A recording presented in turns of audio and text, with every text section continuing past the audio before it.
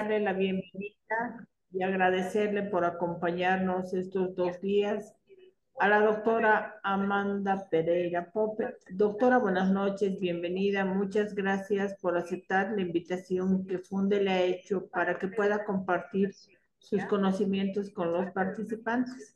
Gracias, gracias, querida María Luisa. Muy buenas noches, colegas. Estoy viendo que María Luisa está con más de una plataforma, ¿no? Porque ella escucha una voz también de otra docente. Bueno, y digo eso porque se está dividiendo trabajo. Ya vimos con mi persona, con estimados colegas, revisé plataforma, el primer módulo, ¿no? De teoría de derecho constitucional. Y ahí introduje algunos temas.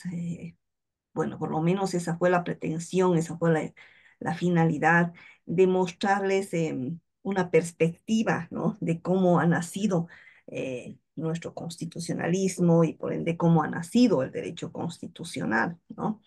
Que al final ya no hablamos de derecho constitucional a secas, ¿no? Sino hablamos de un derecho constitucional de los derechos humanos, ¿no? Todo parte, como lo decía, y esto que sirva un poquito de retroalimentación y para a modo de recordar, ¿no? Todo parte de los derechos, como ustedes saben. Por eso vimos, ¿no? En un contexto comparado cómo nació el constitucionalismo y además cómo en el caso boliviano, en una buena parte de nuestra historia en el Estado republicano, pues hemos vivido bajo las vértebras de un constitucionalismo liberal clásico, ¿no? Y bajo un modelo de república y que eso ha variado sustancialmente a partir de la reforma de 2009. Entonces, ahora también voy a hacer referencia un poquito a estos contenidos, pero ya enfocados a la interpretación. La interpretación, todos los módulos, absolutamente todos, tienen una importancia fundamental, pero la interpretación y argumentación jurídica ha cobrado especial relevancia desde justamente nuestra Constitución de 2009, ¿no? En realidad, desde la Constitución de 2009 se ha enfatizado ese valor normativo de la Constitución y a partir de ese valor normativo de la Constitución se ha enfatizado un valor normativo que a propósito es directo, como ustedes saben, es directo, es directamente aplicable, directamente justiciable, y ahí viene otro aspecto, que eso también lo dije en este módulo, claro, ya ha pasado mucho tiempo, pero otra vez ustedes han replicado con otros docentes y además esto no es novedad, viene desde el 2009, ¿no? Entonces les decía de que a partir de 2009 se ha enfatizado esta interpretación y argumentación jurídica y ha habido pues un cambio de roles sustanciales, ¿no? Un cambio de roles que ha significado un quiebre, una ruptura, una nueva mirada con enfoque siempre de derechos humanos y ha significado además, ¿no? Que ya no vamos a hablar de una sola fuente jurídica como es la ley, sino que vamos a hablar de una pluralidad de fuentes normativas, entre otras cosas, ¿no? Y a partir de este cambio de roles que ha habido, donde ustedes ya saben que el rol protagónico lo tienen las autoridades judiciales, ¿no? Autoridades judiciales que por supuesto deberían reunir determinados requisitos. Les digo esto porque claro, si ha habido una crisis de la ley, ¿no? Una crisis de la ley por varios aspectos que los vamos a ir viendo en el contenido.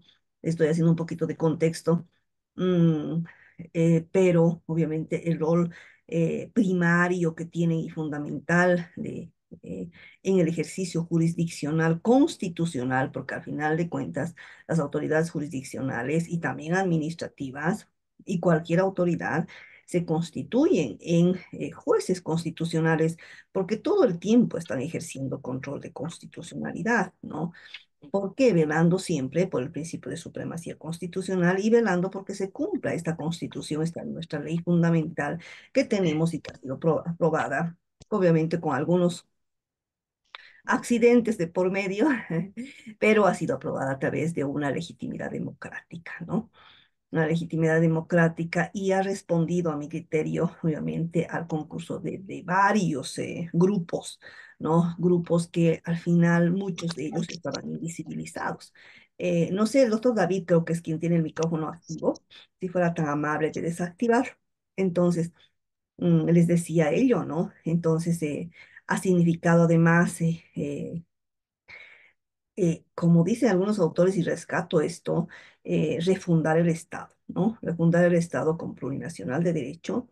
De ninguna manera digo si está bien o mal, ¿no? Yo tengo mi perspectiva, pero está marcada nuestra Constitución y transversalizada, sin duda alguna, por ser un Estado plurinacional y plural, ¿no?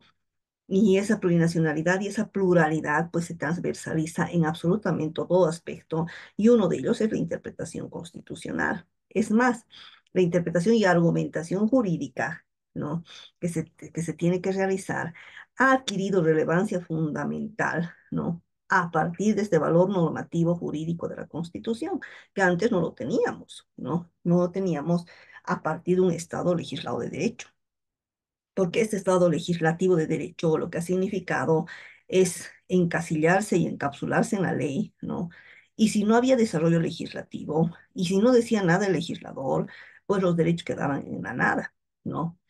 Al margen de ello, aunque haya habido un desarrollo a partir de la ley, pues los jueces estaban totalmente vetados, ¿no? De realizar cualquier interpretación y argumentación jurídica, ¿no? No podían hacerlo. ¿Por qué?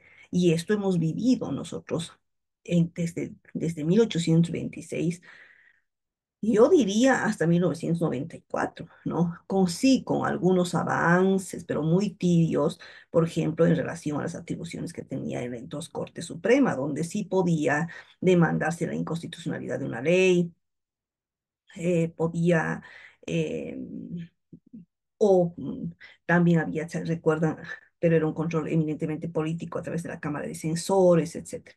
Sí lo hacía la Corte Suprema, pero lo hacía siempre con esa visión, ¿no? Lo egocentrista de que tenía que obedecerse a la ley. O sea, la Constitución era un apartado más, era una cosa que estaba aparte, cuando en realidad la Constitución debe ser, pues, el punto de lanza, ¿no? ¿Para qué? Para que sobre esa base, sobre esa norma base, pues para sea el punto de partida para realizar cualquier ejercicio de control de constitucional o control jurisdiccional, ¿no? Lo cual no ha acontecido. Y les decía que a partir de 1994, cuando ya se creó el Tribunal Constitucional, no recién se ha podido vislumbrar ese valor normativo de la Constitución, ¿no? Valor normativo que además significa su carácter vinculante, su carácter directo y su carácter inmediato, ¿no? Y a partir de ello recién se ha podido, ¿no? Materializar y hacer una construcción, ¿no? A la luz de los postulados del Estado constitucional de derecho, porque si bien no estaba establecido un Estado constitucional de derecho, ¿no? Pero a partir de la creación de un tribunal constitucional, estamos hablando de 1999 que empezó a funcionar, recuerda, a partir de la creación del Tribunal Constitucional, pues una de sus finalidades de dicha institución era justamente resguardar los derechos y garantías constitucionales. Y ahí comenzó toda esta construcción, y les voy a dar enseguida ejemplos a medida que vaya desarrollando la clase, pero también les cuento, muchos son en muchos ámbitos con un enfoque igual egocentrista, ¿no? Todavía no había esos ojos de constructor jurídico constitucional y ver el derecho más allá. O sea, ver esas reglas jurídicas y todo lo que conforma el ordenamiento jurídico mucho más allá de la regla jurídica, ¿no? Mucho más allá de la literalidad de esa norma. ¿Por qué? Porque cuesta lo que se ha estructurado de determinada forma, y así ha sido nuestra estructura y desarrollo histórico en cuanto a este ámbito histórico jurídico, ¿no? Lo que se ha estructurado por tantísimos años, pues era el reto en ese momento desestructurar esa situación, ¿no? Entonces, así fue la historia. Entonces, algo más que les quiero decir, ya para entrar en contenido propiamente dicho, es que esto ha significado vivir, obviamente, bajo esos cánones de Estado legislativo de derecho, lo que ha cambiado sustancialmente, realmente un salto cualitativo a partir de la creación del Tribunal Constitucional y más aún enfatizado a partir de nuestra reforma, de nuestra constitución actual, donde en realidad si antes el derecho, ¿no? Valía en tanto y en cuanto lo que decía el legislador, pues ahora valdrá, ¿no? Y tendrá no solamente ese sello de legalidad, porque no siempre vamos a regirnos al principio de legalidad. No quiero decir que el principio de legalidad no sea una parte de la pluralidad de fuentes normativas, lo es, ¿no? Pero por encima del principio de legalidad está el principio de supremacía constitucional, ¿no? Entonces, a partir de ello, de este cambio de Estado legislativo a Estado constitucional de derecho, ha adquirido, ¿no? Valor e importancia lo que es la interpretación y argumentación jurídica. Entonces, si antes las autoridades, en el amplio denominativo de la palabra, pues legitimaban sus actos a partir de la exacta aplicación mecánica de la ley. Recuerdan, sí, eso les he tenido que decir en este módulo, el primer módulo, tal vez en otros términos, ¿no? Ahora, ¿cómo se legitiman cómo legitiman sus actuaciones y sus resoluciones? Pues a partir, ¿no? De hacer prevalecer la Constitución y el bloque de constitucionalidad, más otros componentes que hacen a nuestro Estado constitucional, como regirnos a la doctrina del estándar jurisprudencial más alto, a las pautas interpretativas constitucionalizadas, al control de convencionalidad, ¿no? Y cómo hacen las autoridades jurisdiccionales, pues va a significar que muchas veces, ¿no? Esa ley la van a resignificar en su contenido, le van a dar un contenido acorde, le van a dar un contenido compatible, le van a dar un contenido respetuoso de esa base axiológica y dogmática que está contenido en la Constitución y el bloque. Y eso va a significar ver más allá de ese enunciado normativo que tenemos en cualquier como menciona la sentencia 112, creo 2012, las normas legales, reglas, ¿no? Entonces, y ahí justamente está el reto, ¿no? De las autoridades jurisdiccionales de ir legitimando sus actos a partir de una adecuada interpretación y argumentación jurídica, ¿no? ¿Cuál debería ser el único límite que tienen las autoridades, especialmente, por supuesto, las autoridades jurisdiccionales en sus distintos ámbitos, hablando de las autoridades de alta corte, como ministros del Tribunal Supremo de Justicia, los señores magistrados del Tribunal Constitucional Plurinacional o los jueces de instancia en sus en las distintas áreas dentro de sus jurisdicciones y competencias, el único límite que tienen que tener es la Constitución y el bloque de constitucionalidad y buscar la máxima eficacia de los mismos, de los derechos, garantías, principios y valores que están contenidos en el bloque de constitucionalidad. Mientras más apegados, mientras más, no quiero decir encajados, mientras más estén observando estos axiomas, o sea, los axiomas, esos, quiero decir, esos valores que están establecidos en la Constitución, principios también, derechos y garantías constitucionales, ahí es donde van a legitimar sus actos, ¿no? Ahora bien, puede haber normas legales, reglas que estén perfectamente, eh, que no tengan eh, que no corresponda a hacer ninguna clase de valoración, ninguna clase de interpretación, que yo lo dudo, ¿no? Que yo lo dudo, pero puede ser. Entonces, si es así, pues habrá una aplicación mecánica, eso no es obligatorio, ¿no?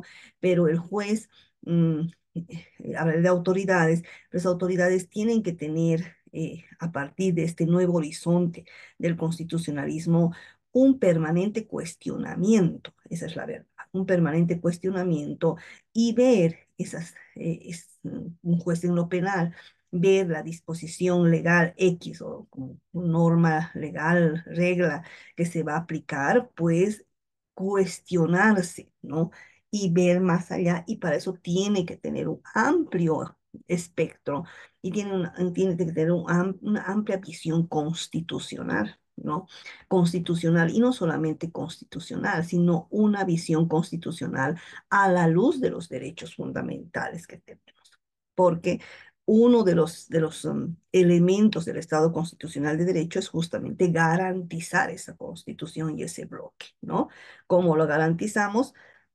Pues como les decía, y como el mismo artículo 9 de la Constitución establece como uno de los fines del Estado es justamente que se hagan prevalecer esos derechos, principios, garantías y valores. Entonces, cuando está viendo alguna norma legal regla, o tal vez alguna norma constitucional, no como una cuestión al principio, no norma constitucional, voy a entrar enseguida en un momento más a darles esa diferencia, o una norma constitucional regla que también hay en la Constitución, pues tiene que cuestionarse si realmente está acorde a todo ese bagaje que tenemos tan amplio que es el bloque de constitucionalidad.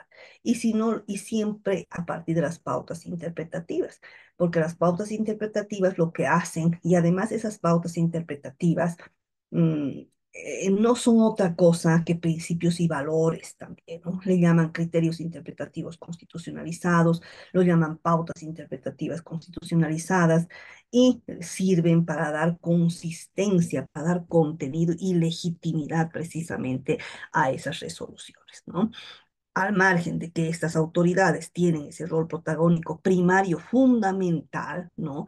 También obviamente esto no sirve porque hay una irradiación constitucional, esto no sirve a absolutamente todos, ¿no? Cuando tenemos que formular cualquier mecanismo procesal en cualquier ámbito, en cualquier área del derecho o en el ámbito constitucional, pues ya no podemos, ¿no? Ya no podemos hacer simplemente, o sí, por supuesto, cuestionándonos, no corresponde solamente aplicar la ley a ciegas, no es como era en el Estado legislado de derecho, ¿no? Ese culto ciego a la ley y además, ese culto ciego a la ley ha acarreado otro aspecto muy complicado, que ha sido la forma, ese formalismo a ultranza, ese ritualismo extremo, que lo único que ha hecho es poner un velo, ¿no?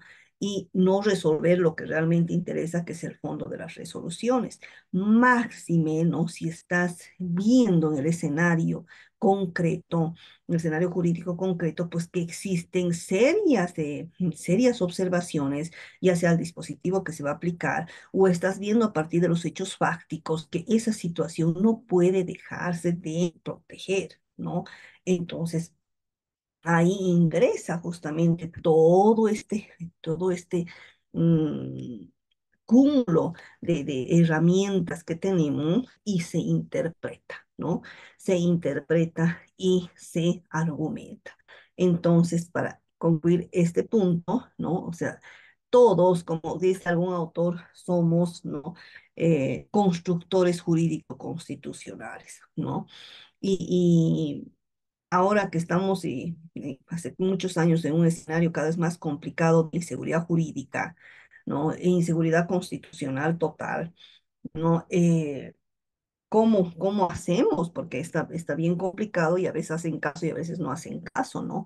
Pues a mi criterio, la única forma, ¿no? Y además con los debidos fundamentos y respaldos, es parte justamente de estas bases que tenemos constitucionales y de este cambio que ha habido, ¿no?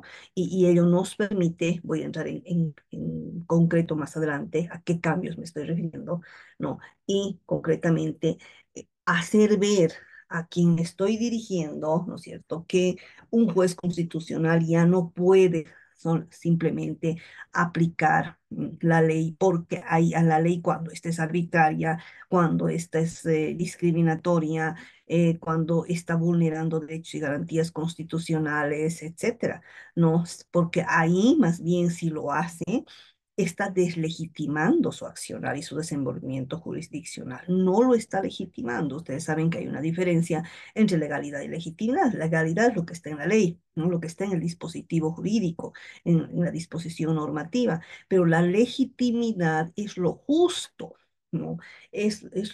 Tiene que reunir esa resolución que se está pronunciando, pues los cánones de justicia, lo que siempre escuchamos nosotros en el escenario jurídico todos los días, ¿no? Y además en el léxico común, cuando hay un delito, cuando hay alguna denuncia en medios de comunicación, lo que sea, ¿qué piden las personas, ¿no? Piden justicia, ¿no?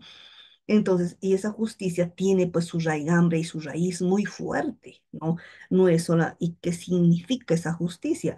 Y ahí nosotros no tenemos que ver a partir de este escenario de interpretación y argumentación jurídica, a partir de la justicia formal, de ninguna manera, ¿no? Y no encasillarnos en ritualismos formales, por ejemplo, ¿no? O decir, así dice la ley y hay que cumplirla, no. Hay que reparar, detenerse y decir, este dispositivo jurídico realmente amerita una interpretación y una argumentación jurídica, porque si no, a este señor o a esta persona, este justiciable, le estoy vulnerando derechos y no voy a cumplir con uno de los objetivos y finalidades que tiene nuestro sistema constitucional, que es resguardarle sus derechos, que es buscar la máxima eficacia de los derechos y que además el legislador, ¿no?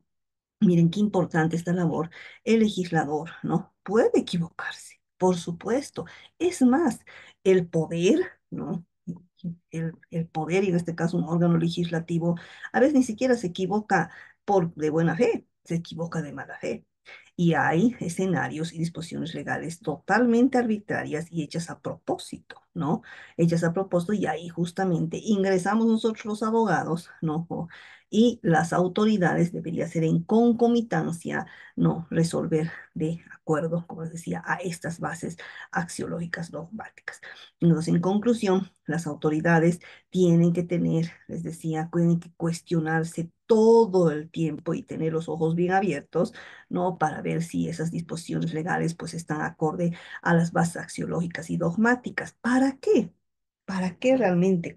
¿Dónde está ese rol trascendente, ese rol fundamental, ese rol tan importante que tienen las autoridades? Porque lo que se busca es lo que viene desde el derecho internacional de los derechos humanos y está en nuestro derecho constitucional y está en nuestra misma constitución. Lo que se busca es la armonización del sistema jurídico. Eso es bonito, ese es el ideal, ¿no?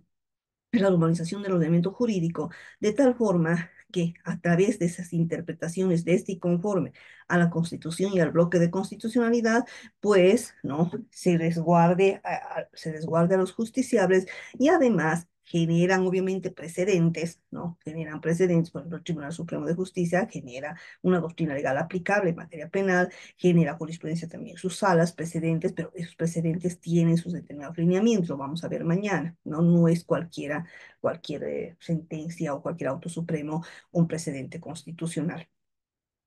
Entonces generan y de tal forma, ¿no? Todos los ciudadanos y toda la comunidad, ¿no? Que ahora estamos más desprotegidos que nunca, más desprotegidos que nunca, pues nos veamos resguardados por ese sistema constitucional y también internacional de los derechos humanos. Eso es lo que quiero más o menos mostrarles en estas dos clases. Ya no sé qué he hecho. Y aquí justamente está este objetivo que es eso, ¿no? Quiero darles algunos aspectos, espero cumplir mi pretensión, algunos aspectos de iniciando una comprensión cabal, espero, de lo que es la interpretación y argumentación jurídica, eh, que al final es la parte central y la base del ejercicio del control de constitucionalidad. ¿Quiénes realizan ese control de constitucionalidad? Absolutamente todos, con especial incidencia, les decía, los jueces, ¿no? De la pluralidad de las jurisdicciones. Incluso, aquí puedo añadir algo más, ejercen control de constitucionalidad las NAPIO. Las naciones y pueblos indígenas y campesinos no ejercerán un control de constitucional en estricto senso, no, porque ellos no conocen de eso, pero a partir de un pluralismo jurídico de tipo igualitario, les estoy hablando lo que está en teoría. La práctica diverge mucho, pero aquí estamos en un escenario académico y bien lo podemos discutir. Bien, entonces les decía, las NAPIO ejercen también control de constitucionalidad y también se hacen interpretaciones interculturales, ¿no? Pero cuando las naciones y pueblos indígenas, rurales o campesinos ejercen su jurisdicción de acuerdo a sus normas, procedimientos, autoridades e instituciones, como nos dice tan bonito la doctrina, tienen que hacerlo en respeto, ¿no?, a la Constitución y al bloque de constitucionalidad. Bueno, y ahí viene mucha jurisprudencia en muchos temas que ustedes lo van a ver en el módulo atinente y que sí, si alcanza mañana, podemos ver algunas sentencias que se han pronunciado y cómo se hace esta interpretación intercultural cuando conoce el Tribunal Constitucional en dos ámbitos y en dos esferas. Por eso dice aquí en el objetivo, la labor, el control de constitucionalidad es la labor de todos los jueces de la pluralidad de las jurisdicciones y del Tribunal Constitucional como último celador de los derechos, garantías, principios y valores establecidos en la Constitución. Entonces, ¿cuál es el primer objetivo que me he trazado, ¿no? Espero no muy pretencioso, es comprender justamente la interpretación y argumentación jurídica a partir de eso, de que todos ejercen control de constitucionalidad, en especial los jueces, y en especial obviamente un tribunal constitucional independiente de los demás órganos del Estado, que solamente se debe a la Constitución y al bloque de constitucionalidad. ¿Y a quién se debe? A los ciudadanos, ¿no? Así debería ser un tribunal constitucional plurinacional, ¿no? Y también quiero mostrarles que ya les he adelantado un poquito ese cambio, ¿no?, de paradigma en la interpretación de un Estado legislativo de derecho a un Estado constitucional de derecho, ¿no?, que es muy diferente. Y para ello partimos siempre del bloque. Vamos a ver, el día de mañana va a tener que ser eso, el estándar jurisprudencial más alto. Vamos a ver algunas pautas interpretativas constitucionalizadas y también vamos a ver el enfoque diferencial, ¿no? El enfoque diferencial es un fundamento de los derechos. No se puede ver ya todo bajo ojos de igualdad formal como lo fue, como nos trazó la historia desde el constitucionalismo liberal francés, ¿no? ¿Por qué? Porque ¿por qué no con ojos siempre de igualdad formal? No digo que en todos los casos tenga que aplicarse la igualdad material. Existe, ustedes saben, un proceso de especificación de los derechos que ha nacido justamente en el DIH, o sea, en el Derecho Internacional de los Derechos Humanos, ¿no? ¿Y por qué? Porque si ustedes hacen una remembranza, desde el 1945, desde la Carta de las Naciones Unidas, luego, nuestra declaración, la Declaración Universal de los Derechos Humanos, pues uno de los principios fundamentales ha sido justamente la igualdad, la dignidad, la libertad, ¿no? Entonces, pero era una igualdad formal, lo ideal. Todos somos iguales ante la ley, ¿no? Todos, como decía más o menos la Declaración Universal de Derechos Humanos, todos nacen libres, iguales en derechos, ¿no? Todos deben llevarse, qué bonito, ¿no? Todos deben llevarse fraternalmente los unos con los otros, ¿no? Nunca se dio, ¿no es cierto? Ni en Bolivia ni en un contexto comparado. Entonces, esa igualdad formal que fue el ideal en esa época que nació en el derecho internacional de los derechos humanos, como nunca se cumplió, ¿no? Se dieron cuenta en el desarrollo, ¿no? En el desarrollo, o sea, en el desarrollo histórico, ¿no?, de que no todos están pues en un plano de igualdad ante la ley y no todos gozan de un escenario igual, ¿no? Y ahí justamente nació el enfoque diferencial y ahí ese es el proceso de especificación de los derechos donde existen determinados instrumentos internacionales de derechos humanos para determinadas personas, para determinados colectivos. Un caso, ejemplo típico, son las naciones y pueblos indígenas y campesinos que tienen su historia también porque no ha sido sencillo a nivel internacional que haya, por ejemplo, dentro de lo que es el sistema internacional de los derechos humanos, una declaración de las Naciones Unidas de los Derechos de los Pueblos Indígenas. Creo que ha tardado 14 o 15 años, ¿no? Siendo una de las principales protagonistas, Menchú, Rigoberta Menchú, ¿no? Entonces, ¿por qué? ¿Y por qué había por qué no querían? ¿Por qué había esa pugna, ¿no? Porque tenían el temor de que dándoles esas facultades y esas potestades tan amplias de poder dirigirse, ¿no es cierto? Porque si vemos nuestro Estado plurinacional, ¿no? En las naciones y pueblos indígenas y campesinos, se ve desde dos dimensiones, una dimensión interna y otra externa. O sea, interna, donde tienen el ejercicio dentro de sus comunidades con un pluralismo transversalizado en muchas facetas, entre otros el pluralismo jurídico, y una externa que es justamente, ¿no?, formar parte de las estructuras de poder, ¿no? Ese es un caso típico de la transversalidad de la plurinacionalidad, ¿no? Entonces, ¿qué pasaba en el nivel internacional? Decía, les vamos a dar, ¿no?, esas facultades y puede ir en contraposición al principio de unidad del Estado, por ejemplo, ¿no? Entonces, ahí se ha creado justamente artículos dentro de la DNUDPI, dentro también de la declaración, dentro del sistema interamericano, dentro de la declaración americana. Y hay otra, me estoy olvidando, también el convenio 169, que es muy importante, que en realidad ha sido el convenio bandera, el convenio hito, donde recién se les ha reconocido en forma amplia sus derechos, porque antes le antecedió un convenio, el convenio 107, donde desde la nomenclatura no hablaba de pueblos, sino de poblaciones. ¿Por qué? Porque había esa subyugación y dependencia y subordinación al Estado imperante, ¿no? Pues todo eso se ha superado con el convenio 169 y esos dos instrumentos que les digo más, y ahí ha surgido este enfoque diferencial para las naciones y pueblos indígenas o campesinos. Señalando un poquito, me estoy desfasando de esto, pero vino al punto, ¿no? Señalando justamente de que si bien las naciones y pueblos indígenas y campesinos tienen esas facultades amplias, ¿no?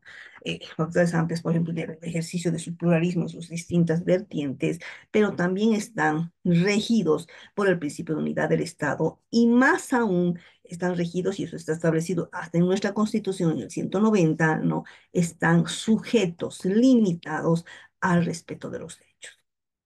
¿No? Entonces, miren, y aquí está, justamente aquí gravita, ¿no?, la importancia de la interpretación y argumentación jurídica. Entonces, ¿cuál va a ser mi límite donde yo tengo que interpretar, para poder interpretar y argumentar alguna decisión? Pues mi límite es el respeto de los derechos, ¿no? Entonces, esto está transversalizado para absolutamente todos. Bien, ese es el objetivo. A efectos de contenido, aunque ya me he emocionado en muchos aspectos.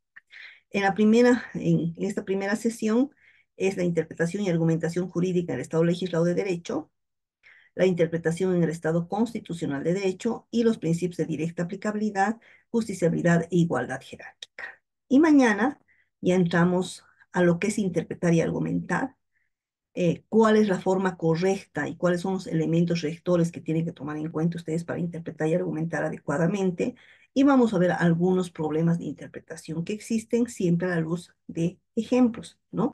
De casos reales, además, están establecidos en el Tribunal Constitucional y algunos casos donde se planteó acciones de amparo constitucional y, bueno, han salido felizmente positivamente, se han conseguido. Entonces, en esta primera clase vamos a ver esta primera sesión, que como les digo, ya algunos aspectos ya les he adelantado. Entonces, contextualizaré nuevamente, colegas. Permítanme la pausa. Miren, estoy viendo que a 7:48 vamos a avanzar hasta las 8:10, porque si no se va a disipar ya la atención. Entonces, decía, nosotros nos preguntamos, ¿existió interpretación y una argumentación en el Estado legislado de derecho? No, no ha existido. Los jueces, ¿no? Les decía, los jueces, las autoridades, legitimaban sus actos a partir de la exacta aplicación de la ley, ¿no? Mientras más exacta sea, mejor. En algún momento, cuando había oscuridad, cuando había alguna laguna normativa, etcétera, podían supuestamente interpretar, pero lo tenían que hacer dentro de los parámetros de lo que decía la ley. O sea, nuevamente se remitía, ¿no?, a lo que había dicho el órgano legislativo.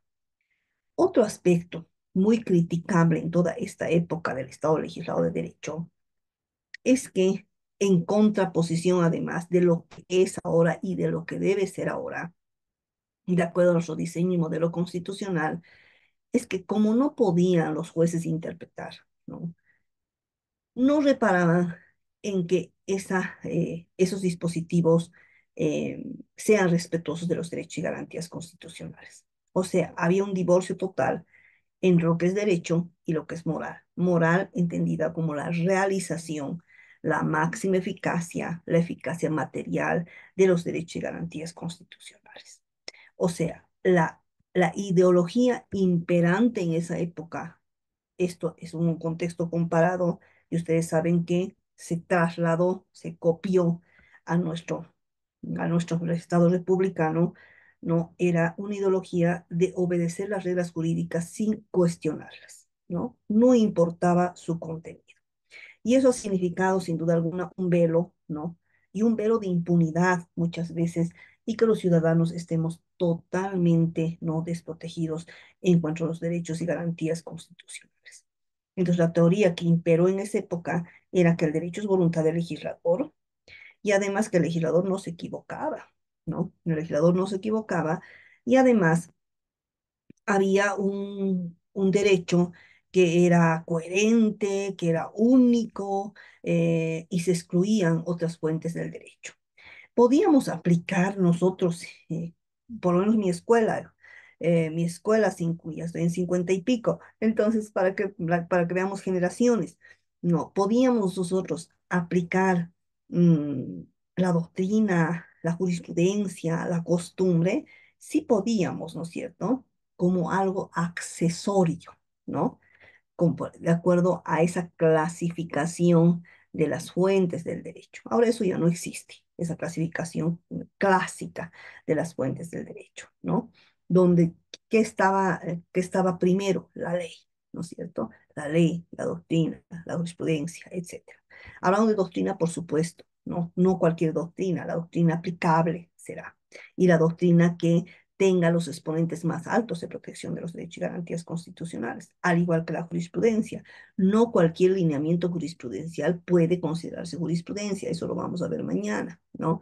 Sino aquellos entendimientos que realmente hayan dado contenido a un dispositivo jurídico, como han dado contenidos, y que ese dispositivo jurídico esté protegido y esté acorde al respeto de los derechos y garantías constitucionales, ¿no?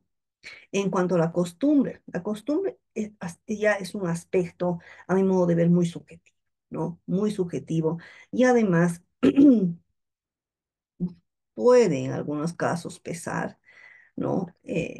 Pero si hablamos y lo conectamos, por ejemplo, con las naciones y pueblos indígenas campesinos, no se podría hablar, por ejemplo, de costumbres del SNAPIO. No, justamente el término costumbre, hablando de las NAPIO, responde a un pluralismo de tipo subordinado, ¿no? O sea, que siguen sometidos y subordinados a un estado imperante y no se les reconoce esa, por ejemplo, esa pluralidad de esa jurisdicción que tienen indígena, originaria, campesina, que está, o ese pluralismo que decía en sus distintas vertientes, pluralismo lingüístico, pluralismo político, aunque el pluralismo político nunca se dio, ¿no? Un pluralismo jurídico, un pluralismo económico, etcétera, ¿no? Entonces, más bien, si hablamos de las NAPIO, se habla de normas y procedimientos, ¿no? Normas, procedimientos, autoridades e instituciones. ¿Y de dónde extraigo esto? Del Convención 69. Es realmente, les decía, un instrumento, pues bandera, hito, ¿no? Donde recién se les ha dado la verdadera protección que siempre ameritaba, ¿no? ¿Y para qué ha servido ese convenio y todo ese corpus juris que conforma y que resguarda a las naciones y pueblos indígenas campesinos para justamente, ¿no? Construir un nuevo Estado donde se tomen en cuenta las naciones y pueblos indígenas campesinos, estableciendo muchos autores que se tienen en relación a ellos deudas históricas, ¿no? Deudas históricas porque realmente han estado invisibilizados, ¿no? Y realmente han estado postergados en muchos de sus derechos, ¿no? Entonces, ello. Ahora, ¿qué ha significado además qué ha significado estar, perdón, esta llamada, ya, qué ha significado además estar en un Estado legislativo de derecho, ausente totalmente de una interpretación que se ha tomado la Constitución como una constitución de carácter eminentemente declarativo? Y aquí un aspecto importante. Si en el Estado legislativo de derecho había un carácter declarativo de la Constitución, o sea, solamente declaraba derechos, solamente enunciaba derechos. estaban nominalmente establecidos. Es más, estaban en la parte final de las constituciones y no se los tomaba en cuenta. ¿Y por qué ha sido esto? Ha sido porque desde el constitucionalismo liberal francés tomaron en cuenta que las constituciones están hechas simplemente para limitar y para estructurar el poder, esa estructura orgánica de los poderes, no solamente estructura, obviamente sus atribuciones, sus competencias entre las Fuerzas Armadas, Fuerzas Policiales, etcétera, todo lo que tenemos en la parte orgánica de la Constitución. Y no centraron su atención en lo más importante, que es la parte dogmática de las constituciones, ¿no? Entonces, por eso hacían una declaración más de catálogo de derechos, pero nunca se los hubo una real materialización, ¿no? Ahora, en contraposición a ese carácter declarativo de la Constitución, en el Estado constitucional de derecho está el carácter no declarativo, más bien el carácter normativo de la Constitución. Ese carácter normativo de la Constitución, que además está establecido en el artículo 109, como ustedes saben, de la Constitución, y alberga tres principios fundamentales que ustedes no tienen que olvidarse, porque estos tres principios fundamentales, que son la directa aplicabilidad, la directa justiciabilidad y la igualdad jerárquica, es el punto de partida para efectuar una adecuada interpretación y argumentación jurídica. ¿Por qué? Porque si antes en un Estado legislativo de derecho, yo tenía que esperar que diga algo el legislador. Ahora ya no. La Constitución, desde el momento que ha adquirido un valor normativo fundamental, directo y vinculante, ¿no? Yo me baso en la Constitución y el bloque de constitucionalidad para pedir el resguardo de mis derechos. ¿Qué me sirve? El solo fundamento de la norma constitucional y en nuestro caso del bloque de constitucionalidad que está establecido en el 410 y que ha sido además ampliado a partir de las distintas sentencias constitucionales. A partir de esa directa aplicabilidad, directa justiciabilidad e igualdad jerárquica, toda interpretación y argumentación jurídica que yo haga a partir de nuestro modelo de Estado constitucional de derecho, que justamente es hacer prevalecer esa constitución garantizada que tenemos actualmente, es que toda esa interpretación y argumentación tiene que estar orientada a favor de su ejercicio. ¿Qué quiere decir eso? Yo tengo que tratar de que de que ese derecho pues tenga la máxima eficacia material y tenga lo que les decía hace un momento, cánones de justicia e igualdad. ¿Qué tengo que hacer para ello? Cuando yo estoy frente a una disposición legal, pues tengo que cuestionarme si realmente está respondiendo a esas bases axiológicas y dogmáticas. Además, si antes era un carácter declarativo y ahora tenemos que partir de ese carácter y valor normativo de la Constitución, pues no interesa que haya o no haya desarrollo legislativo, ¿no? Yo aparto de mi norma base. Además, no interesa, ¿no? Que un derecho, por ejemplo, no esté establecido en la Constitución y el bloque de constitucionalidad. Puede haber derechos que ni siquiera, porque los derechos son evolutivos, progresivos, ustedes saben, que ni siquiera esté en este ámbito de tomar a la Constitución como la normativa de la Constitución y que existe esa aplicación directa de la Constitución, ¿no? El juez, si yo le señalo y le digo, esta disposición legal está vulnerando, por ejemplo, la objeción de conciencia, que hasta ahora no está establecida en la Constitución, pues tiene que, ¿no? Que tiene que igual resolver, o sea, no puede arguir que existe una laguna, ¿no? Que existe un vacío y que por lo tanto no está habilitado, digamos, para poder interpretar. ¿No? Ahora, ya en los casos concretos, estoy parangonando, ¿no? Del carácter declarativo al carácter normativo, si yo me cuestiono una disposición legal, ¿no? Y veo que realmente esa disposición legal es totalmente arbitraria o estoy viendo con objetividad que hay vulneración de derechos y garantías, pues utilizo criterios de interpretación, ¿no? Les decía que los criterios de interpretación no son otra cosa que los principios y valores. Utilizaré, por ejemplo, no sé, un principio de justicia material, Utilizaré un principio de verdad material, utilizaré un principio iura no vid curia, y todos en realidad los derechos. O sea, eso está vulnerando, por ejemplo, el principio de la debida diligencia, que es que se ha establecido con enfoque de género, el principio de acceso a la justicia, que el principio de acceso a la justicia, como tantos otros, hay una trivalencia, son principios, derechos y a la vez valores, etcétera, ¿no? O sea, va a significar que cuando yo esté con una, ante una disposición legal, voy a entrar enseguida a ejemplos, ¿no? El juez tiene la obligación de interpretar extensivamente el tenor literal de esa norma a ser aplicada. ¿Es posible? Sí. A partir del valor normativo de la Constitución, a partir de todos los elementos que componen el Estado constitucional de derecho, no es posible. Está obligado. Está obligado, ¿para qué? Para dar, como les decía, legitimidad a su actuación, a su accionar, ¿no?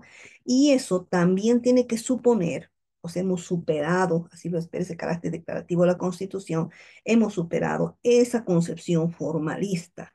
Muchas veces en la práctica, muchas veces hablamos de autoridades o en cualquier escenario jurídico, ¿no? La concepción formalista que se ha vivido, porque les decía, en un Estado legislativo de derecho han venido dos cosas arraigadas y conectadas. Uno ha sido el encapsulamiento a la ley y ese total divorcio de no reparar si esa disposición es justa o injusta, y además un formalismo, ¿no es cierto?, que lo que hacía era poner muros, ¿no? Muros para no ingresar a lo que interesa, que es el resguardo de ese derecho y garantía constitucional. Entonces, a partir de este nuestro carácter normativo de la Constitución, directa aplicabilidad, directa justiciabilidad, e igualdad jerárquica, también supone la superación de esa concepción formalista del sistema jurídico, ¿no? ¿Para qué? Para justamente no consolidar, construir, yo diría, y consolidar los postulados, ¿no? Del valor normativo de la Constitución. Si hay una directa aplicabilidad de la Constitución, pues los justiciables, todos nosotros, ciudadanos, ciudadanas comunes y corrientes, podemos acudir a las distintas autoridades solicitando el resguardo y protección de los derechos. ¿Podría haber un escenario como lo hubo en la historia, en un contexto comparado y en nuestro caso boliviano, que no está exento de decir no? Estos derechos no se pueden tutelar porque todavía no se desarrolló. Estoy haciendo un caso imaginario. No se puede tutelar este derecho porque nosotros todavía no tenemos hospitales de tercer nivel, ¿no? Entonces, consecuentemente, ¿no? Nosotros no le podemos dar eh, este tratamiento, ¿no? No se puede. A partir de la directa aplicabilidad y la directa justiciabilidad e igualdad jerárquica de los derechos, pues ya no existen los derechos programáticos, que va a depender justamente de, no sé, pues de las políticas económicas, sociales o cualquiera que sea de los estados. Los estados se han obligado a partir del estado, en este caso, y los gobiernos se han obligado o están obligados a partir de la Constitución, norma base, a cumplir y dar efectividad plena a esos derechos y garantías constitucionales. Y eso ya lo dijo la Corte Interamericana de Derechos Humanos. Usted no puede arguir Estado, ¿no? De que le hace falta dinero o no tiene el suficiente presupuesto y negar una atención médica, por ejemplo, a una persona que hace poco hemos atravesado, obviamente, una situación de paro tras paro, ¿no es cierto?, del sector médico doctor médico. ¿Por qué? ¿Dónde está el punto, el punto y el problema central? En el Estado, que no cumple, ¿no? Con las obligaciones que tiene. O sea, esa directa aplicabilidad y directa justiciabilidad también ha significado que ya no existan derechos dependiendo de los programas del gobierno o dependiendo de su buena voluntad o de lo que, digamos, no puede hacer o no puede hacer. No, de ninguna manera. Por eso nosotros tenemos un amplio bagaje en la Constitución y el bloque de constitucional y que deben cumplirlos. También ha significado pasar de este carácter declarativo, y tienen ustedes en la, obviamente está solamente referencial, el carácter declarativo de la Constitución a un valor normativo de la Constitución que las autoridades tienen la obligación de suplir. Y mañana vamos a ver esto también con ejemplos. Cualquier oscuridad, cualquier antinomia, cualquier laguna normativa. Cuando hay colisión de derechos, se entra a ponderación de bienes jurídicos, vamos a ver mañana, ¿no? Y ver Obviamente, cuando hay colisión de derechos es compleja la situación, ¿no? Pero ahí se utiliza, como ustedes saben, el test de proporcionalidad, ¿no? Que solamente va a valer para el caso concreto. Para el caso concreto y cómo se plantea la situación, generalmente situaciones son complejas, ¿no? Se va a tratar de acercar y encontrar las soluciones lo más justas posibles, lo más razonables posibles, ¿no? Por eso se dice que siempre tiene que ser, ¿no? Un resguardo a favor de su ejercicio. Finalmente, la igualdad jerárquica de los derechos, como su nombre lo dice, no hay jerarquía de derechos, que también existió desde el constitucionalismo liberal clásico, ¿no? Y que existió en la República. O sea, un catálogo de derechos que había derechos de primera, segunda, tercera o cuarta generación. No es posible. Es más, a partir de su nueva perspectiva de nuestro Estado constitucional de derecho, constitucionalismo contemporáneo que le llama, y más allá han debido escuchar de este constitucionalismo dialógico o este constitucionalismo latinoamericano, es que todos los derechos pues están estrictamente relacionados e interdependientes uno con el otro e indivisibles, ¿no? Y eso es justamente otra pauta interpretativa y también principio que está establecido en el 13 de nuestra Constitución. No podemos ver los derechos como estancos separados de ninguna manera, ¿no? Es más, como un ejemplo referencial, el derecho al agua se protege en su dimensión individual y en su dimensión colectiva. En su dimensión colectiva será en relación a pueblos indígenas originarios campesinos, por ejemplo, ¿no? Entonces hablamos de una interdependencia y de una indivisibilidad de los derechos. Esa igualdad jerárquica de los derechos, por supuesto, que ha conllevado, ¿no? Que muchas veces los derechos entren en colisión. Por eso se habla de jerarquías axiológicas móviles, ¿no? Y se va, cuando hay colisión de derechos y haciendo el debido test de proporcionalidad, pues se da precedencia, se precede, o sea, un derecho es el que va, digamos que sobreponerse, pero sin anularlo, con los debidos fundamentos razonados y razonables, ¿no? Y buscando siempre la mejor solución bajo cánones de justicia, ¿no? Y como les decía, solamente tiene base para el caso concreto, absolutamente nada más. Eso vamos a ver con ejemplos el día de mañana. Bueno, yo creo que, miren, yo les digo lo siguiente. eh, Primero, por favor, alguna pregunta, algún comentario, etcétera. No sé cómo está esto. No sé por qué lo he puesto aquí. Y vamos a hacer una pausita, por favor. eh, yo creo que unos 10 minutitos o unos 15 minutitos y vamos a avanzar hasta las 9:15, así nomás, ¿no? Porque es viernes y obviamente están saliendo de sus oficinas, de sus trabajos. Ya mañana vamos a tener una clase un poquito más extensa. Eso es lo que les puedo señalar. Vamos a ver, eh, obviamente hay muchas láminas de ellas, pero yo lo he contextualizado. Creo que en eso voy errando un poquito, ¿no? Pero todo está.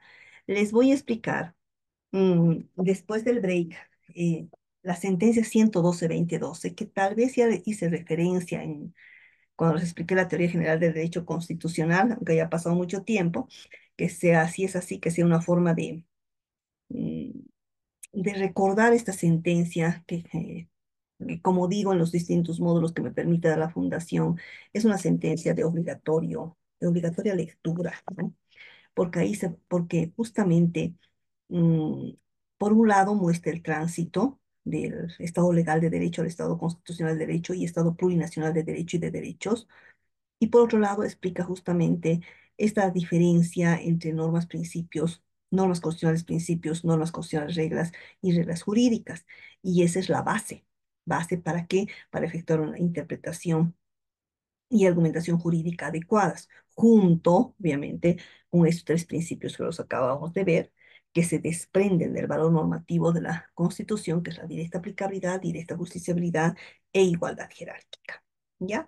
Y luego de la sentencia 112 vamos a entrar a algunos ejemplos interesantes, para que ustedes se den cuenta cómo las disposiciones legales, pues, tienen que ser interpretadas y redimensionadas muchas veces, sobrepasando la literalidad del texto, ¿no? Bien, ¿Alguna pregunta, algún comentario, etcétera? Por favor, adelante. No estoy pudiendo, estoy con fallas de usuario. Es- no estoy pudiendo esto arreglar. Buenas noches, buenas noches. Listo, no hay nada. Repito, ¿alguna cosa más para que nos vayamos a un pequeño break? 8:10. Bueno, entonces me imagino que todo esté entendido. Tal vez si quieren hacer una pregunta a través del chat, para después del break lo contestamos con gusto. O si no quieren hacer uso de la palabra, ahí hay una manito positivo. Me imagino que todo bien. Ya, estimados colegas, estamos a 8:10. María Luisa también, por favor. 8:10. Volvemos 8:25 y avanzamos una horita hasta las 9:25.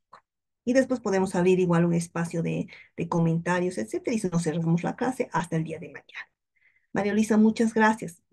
Vamos a reiniciar la clase a las 8:25.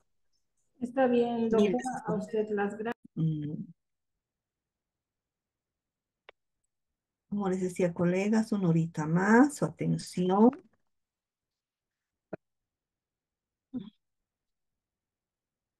Bien, la sentencia constitucional 112, quebrado 2012, que les refería que es una sentencia realmente muy importante y además es una sentencia donde les serviría mucho para que ustedes puedan mm, efectuar una adecuada interpretación y argumentación jurídica. Entre otros aspectos, para comenzar, esa sentencia constitucional, y sería bueno que me hagan saber si la conocen o no la conocen. mm, Hace referencia, o se trata más bien, no puede usted, bueno, se trata más bien, perdón, un segundito, por favor, disculpe, no sé cómo hacer esto, detener video, no sé qué he hecho, y ya, voy, ¿sí? Quiero activar más bien esto, porque otra cosa es que vean la imagen, ¿no? Aquí estoy, no sé cómo ponerlo en horizontal, bueno, no importa. Entonces, les decía, la sentencia 112, quebrado 2012, colegas, es una sentencia que versa sobre una acción de libertad relativo de pronto despacho. O sea, es una sentencia, digamos que sencilla, ¿no? En cuanto a los hechos fácticos que plantea, porque se trata de una persona en la que no se señalaba la audiencia, creo que para que no se considere la cesación de la detención preventiva, y ante ello formula la acción, ¿no? Pero, y bueno, y se resuelve que efectivamente la autoridad tuvo una retardación de justicia, ¿no? Pero ahí aprovecha esta sentencia constitucional para hacer todo un desarrollo, para comenzar sobre el tránsito, les decía, sobre este cambio y este cambio obviamente totalmente sustancial del Estado legislativo de derecho al Estado constitucional de derecho y plurinacional de derecho, a través de he explicado todos estos elementos que yo que les he referido, ¿no? Por supuesto, está en otros términos, pero al final quiere decir eh, absolutamente lo mismo. O sea que si en el Estado legislativo de derecho los jueces reconstruyen la ley dentro de los límites y parámetros establecidos en la misma, ¿no? En un Estado constitucional de derecho, pues todas las autoridades, en especial los jueces, tienen que más bien no reconstruir la ley dentro de los parámetros que el legislador ha fijado, a no ser que sea una norma que no admerite cuestionamiento alguno y por ende interpretación y argumentación jurídica alguna, ¿no? Y esté clara y realmente observen los cánones de justicia, interdicción de arbitrariedad, etcétera, sea proporcional dependiendo de la norma, ¿cierto? De la disposición legal, ¿no? Bueno, pero en general, como dice algún autor, amerita por lo menos un cuestionamiento. Toda norma amerita un cuestionamiento, ¿no? Para poder aplicarla. Y eso es justamente lo que se hace en el Estado constitucional. Y eso se explica en la sentencia constitucional. O sea, esa para qué se hace esa interpretación y argumentación jurídica, para buscar justamente la máxima eficacia de los derechos. O sea, si yo veo una disposición legal que realmente es contraria esas bases axiológicas dogmáticas que están contenidas en el bloque constitucional, pues debo cuestionar y ello va a significar traspasar los límites que ha creado el legislador. Ello es viable porque ha habido justamente un quiebre, una crisis de la ley y eso ha dado justamente y esto ha surgido en el constitucionalismo contemporáneo, y en nuestro caso, ¿por qué crisis de la ley? Bueno, en un contexto comparado, crisis de la ley porque ya no se le va a dar la confianza al órgano legislativo por las experiencias históricas que se ha tenido y se va a dar confianza a un órgano judicial, ¿no? Un órgano judicial, les decía, donde esos jueces van a tener un rol protagónico, fundamental y de ser principales centinelas de resguardar, ¿no? Sí, de resguardar los derechos, garantías, principios y valores que están establecidos. ¿No? Ahora, obviamente, yo puedo acotar aquí algo más, que es de mi, digamos, de lo que yo pienso. Eh, en nuestro escenario actual en el que estamos, bueno, tampoco es tan actual, digamos que hace unos años, no, habría que cuestionarse si ese cambio que ha habido ha sido para bien o ha sido para mal, o estamos en lo mismo, ¿no? Si las autoridades de las distintas jurisdicciones, en especial las judiciales, pues están cumpliendo su rol, y si no están cumpliendo su rol, pues a qué se debe, ¿no? ¿Cuáles son los factores que están de por medio y que están gravitando en el mismo? Para comenzar, y nosotros estamos viendo a partir de nuestra experiencia de todos los días, ¿no? Que está en cuestionamiento la elección de las autoridades, ¿no? Por voto popular, ¿no? Habiendo críticas al respecto. Bueno, lo dejo ahí. Entonces decía, volviendo a lo que tiene que ser y volviendo a esta sentencia constitucional 112, pues las autoridades se van a sujetar a las reglas jurídicas siempre y cuando respondan al orden constitucional e internacional de los derechos humanos, y solamente efectuarán una labor de subsunción cuando precisamente efectuado un control de constitucionalidad y convencional, vean que está acorde a este sistema constitucional e internacional de los derechos humanos. Eso es justamente lo que explica a grosso modo la sentencia constitucional, y además de ello hace una diferencia de normas constitucionales, principios, normas constitucionales, reglas y reglas jurídicas. ¿Para qué hace esta diferenciación, no? Hace esta diferenciación para comenzar, para señalar que estas normas constitucionales, principios, son justamente ese plexo, ese bagaje amplio, esa pluralidad de valores, principios, derechos y garantías que están en la Constitución, que generalmente están en la parte dogmática de la Constitución. Puede encontrarse también en la parte orgánica, ¿no? Entonces, todos esos principios que al final no son otra cosa que los derechos, y que además pueden ser de corte liberal, no hay problema, de corte social, de corte plurinacional, etcétera. Todos esos son valores, principios, derechos y garantías constitucionales, ¿no? Y que esos son justamente la base y son constitutivos, ¿no? O sea, tienen que constituir y tienen que respetarse por el orden legal imperante. Y las normas constitucionales, reglas, son las que tienen, señala la sentencia constitucional, son las que tienen una, digamos que conformación muy parecida a las reglas jurídicas. O sea, está el supuesto jurídico y está, ¿no? Y la consecuencia jurídica.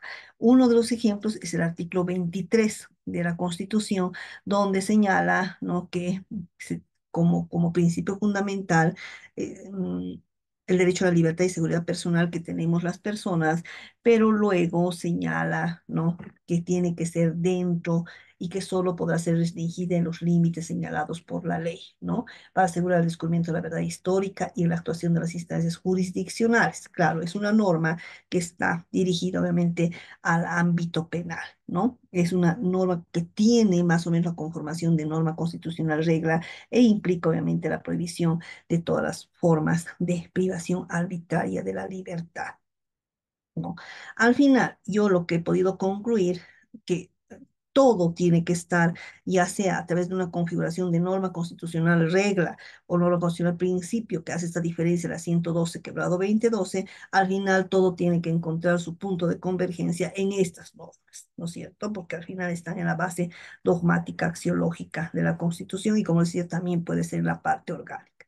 Y las otras son las, no, las reglas jurídicas o las normas, ¿sí? Dice reglas jurídicas, sí, reglas jurídicas que están en los códigos procesales o en los códigos sustantivos, ¿no? Entonces, esas reglas jurídicas tienen que estar adecuadas, tienen que ser acordes a esas normas constitucionales, principios y a esas normas constitucionales, reglas. Un aspecto más importante y que hace a la interpretación en esta sentencia constitucional 112, y que a mí me ha parecido excelente, es que justamente han ingresado a una etapa de interculturalización de estos principios, ¿no? ¿Para qué? Para justamente construir ese Estado plurinacional de derecho, porque el Estado plurinacional de derecho no es otra cosa. Bueno, si hablamos de plurinacionalidad, es aceptar que existen diversas naciones en el Estado boliviano, ¿no? Naciones que tienen, obviamente, y por eso está uno de los aspectos que porque pues, es tan complejo nuestro Estado boliviano, ¿no? Que existen distintas, obviamente, naciones que están asentadas en nuestro territorio, pero que están regidas por el principio de unidad constitucional, ¿no? Y en relación a las NAPIOS, obviamente, tienen una función, como les decía, tanto externa como interna, ¿no? Entonces, y que además y la plurinacional alberga muchos principios, como ustedes saben. Uno de ellos es el principio de interculturalidad. ¿Y para qué se hace este principio de interculturalidad? Porque hablando, como siempre, dentro de un escenario ideal, ¿no? Se interculturalizan las culturas y en este caso los principios. ¿Para qué? Para construir un nuevo Estado. ¿No? Desde el 2009, supuestamente, construir un nuevo Estado y una construcción colectiva, además armónica, a la luz del paradigma del vivir bien. De eso se trata. Y en esta sentencia 112-2012 han interculturalizado principios que hacen, digamos, a la justicia ordinaria, como por ejemplo un principio de celeridad procesal, mmm, sí, un principio de celeridad procesal, yo no recuerdo otro, junto con el principio de no seas flojo, que es un principio ético-moral que está establecido en el 8 de la Constitución. Esta interculturalización, como les digo, ha sido justamente para construir una construcción colectiva del Estado a la luz de estos ejes de la plurinacionalidad, ¿no? Pero en este módulo atinente de interpretación y argumentación jurídica, ustedes tienen que tener bien claro esa diferenciación entre normas constitucionales, principios, normas constitucionales, reglas y reglas jurídicas. A mi criterio, no dice eso en la sentencia, las dos primeras al final no están en la Constitución y tienen las reglas jurídicas someterse a las mismas, están subordinadas, ¿no? Están subordinadas y eso es lo que se tiene que buscar en los distintos escenarios que se presenten en las distintas, no sé, en cualquier escenario, ya sea eh, tratándose de autoridades, ¿no? O tratándose también algunos que están dentro de la abogacía libre, etcétera. O sea, cualquier escenario, pues tiene que tomarse en cuenta. Y les decía, estas normas constitucionales, principios, justamente tienen que convivir, tienen que armonizarse con todo el orden infraconstitucional, ¿no? En otras palabras, definen, marcan, trazan, ¿no? Eh, eh, a las reglas jurídicas, ¿no? Por eso se parte siempre, por eso también se dice en algún escenario, algunos autores, grandes autores, dicen que es una constitución eminentemente axiomática. ¿Por qué? Porque está transversalizada de principios. Y como decía, son constitutivos del orden jurídico, eh, jurídico que tiene todo el ordenamiento jurídico infraconstitucional. Y aquí les puedo traer un ejemplo. Vamos a ir a ejemplos directamente para para que ustedes lleguen a sentar. En un artículo del Código de Procedimiento Penal, que justamente esto es un tema de tesis, por eso he dicho, les voy a traer a colación a los colegas, señala exactamente el artículo 315.2 del Código de Procedimiento Penal, de que está dentro del instituto de los incidentes y excepciones, que estos incidentes y excepciones que pueden ser formulados, pero que pueden ser rechazados in limine, pueden ser rechazados in limine por las autoridades jurisdiccionales cuando, dice, estos carezcan manifiestamente de fundamento y prueba, ¿no? De fundamento y prueba, y además de que eh, este rechazo in limine no admite recurso ulterior y sin necesidad de audiencia y sin mayor trámite, dice más o menos así la norma. Pregunto, con todo lo que estamos diciendo, ¿esta norma está acorde a las normas constitucionales principios? ¿Qué normas constitucionales principios estaría vulnerando? ¿No? ¿Y cuál sería la interpretación correcta que debería darse de acuerdo a estas normas constitucionales principios constitutivas del orden, del ordenamiento jurídico, en este caso específico de este 315, que faculta a las autoridades jurisdiccionales a rechazar in limine incidentes y excepciones cuando a su criterio no existe suficiente fundamento, no existe la suficiente prueba y por lo tanto lo puede hacer, ¿no? Estará realmente dentro de sus facultades, hasta qué punto, hasta dónde llega el ejercicio jurisdiccional acerca de la posibilidad de rechazar in limine un incidente y excepción sin dar la posibilidad de más la norma de recurso ulterior cuando a su criterio no existe fundamento y prueba. ¿Qué dicen ustedes? ¿Alguien quiere intervenir? ¿Mm?